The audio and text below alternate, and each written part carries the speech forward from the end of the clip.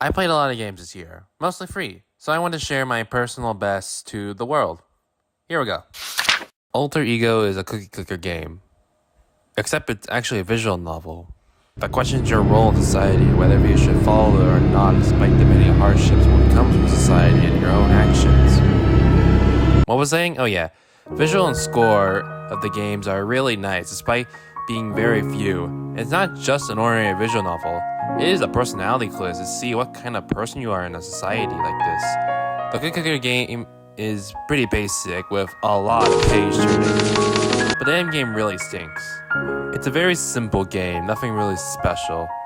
When I saw this game with a couple of friends, I didn't really think much of it as it's very simple. Venture to now, I've become addicted to this stupid game.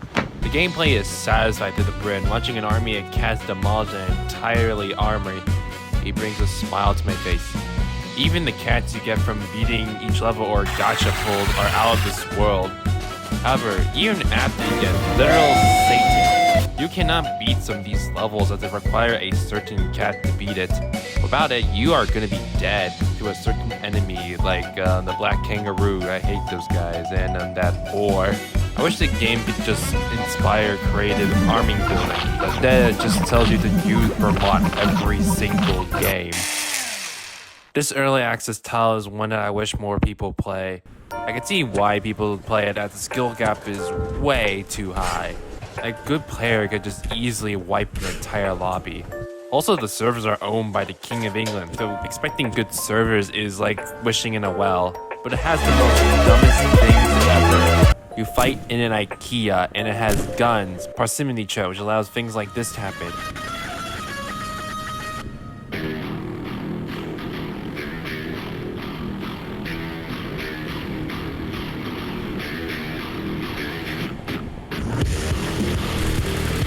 Scary atmosphere, panic moments, hunter moments, and explosions. It has a lot of things that make the game fun, and I really want to update to this game. So it goes in the same spot as Team Fortress 2. Now, trying to make this list, it's very hard to find good mobile games. There are many of them that are just straight up scams or have terrible visuals, like trying to replicate the next Call of Duty. So instead of looking forward at the list, I decided to look backwards.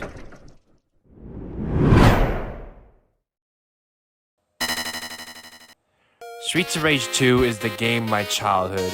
It's probably not the best for a 5-year-old who doesn't understand the concept of a video game, but it has one of the best gameplay, soundtrack, sound effects, and visuals all time, even as a mobile port. This game will kick your butt though, with jack-up boxes, some cheesable and others not, and the game will just straight up not play fair. You're gonna think you win, but in reality you didn't. There's gonna be stupidly unhittable bosses. It'll give you a bad time because that was the norm in the 90s. But if you want a good time waster or a good beating up, this is the perfect game for you. I don't like rhythm games. And it's not because of the music, that needs to be good, but it's rather the fact that you need to be perfect in order to feel good. Most of the good songs have an extremely high skill ceiling, a ceiling so high that it's all for just Asians only. Like this song, another song.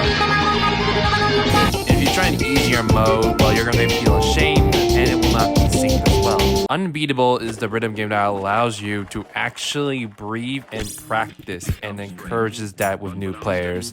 It has an easy mode that syncs well with the music and very simple controls as it requires at least 2 buttons. There are many different keys as well, so this helps bring challenge in case it gets too easy. Not to mention it includes an entirely story mode that actually is relatable to modern day problems, unlike others who have a text box and a stick figure anime figure tell them that happiness is good.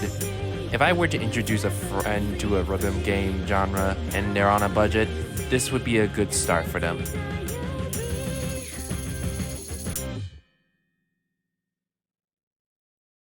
The Goose Goose Duck is one of the most stupidest games I've played this year, and right now I am shoving this game right into my throat because of how stupid it is.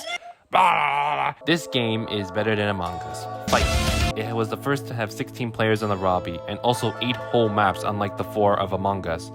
It also has many roles in this game, so many stupid things can happen. We're live. Cutting open a pelican, Wow. getting swallowed by a pelican, Ah! losing by someone Bruh, ancient of a well-known no! virus, Like, it's killing so people, unsure. explosions, Yep. playing the No, blame you game, killed. spectating and Just do it. complaining. Press the button. And did I mention this game has proximity chat? Because the most funniest things can happen with the voice of a goose. Oh, come on now. That's not a good way to greet someone. You should respect your elders, my friend, or else bad things will happen to you. My elders can suck my...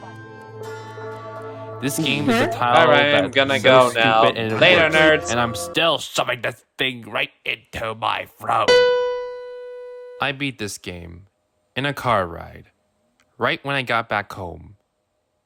And 100% the whole thing. I just wanted to brag that about it real quick. The art style is unique and amazing. The ads don't get in the way of the game. The game is always as difficult as your own mind messes it up. But that is the challenge of this game. The lore, the character design, the reliability all shows that how a game does not need 4K graphics to be successful, but rather just be good looking and fun to be a true success. It is an amazing card game that I believe people should play.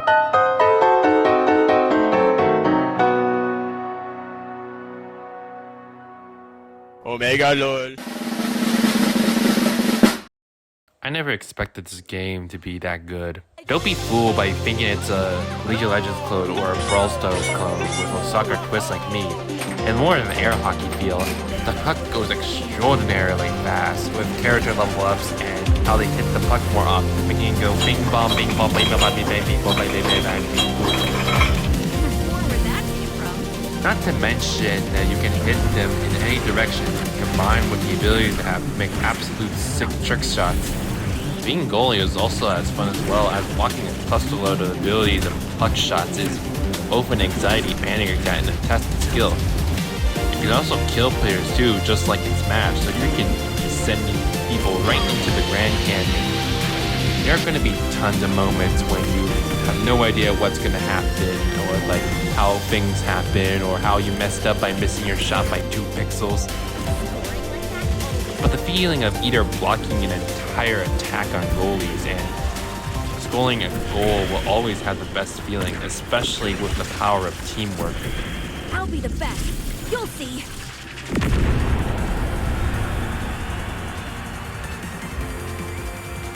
Winning never gets old.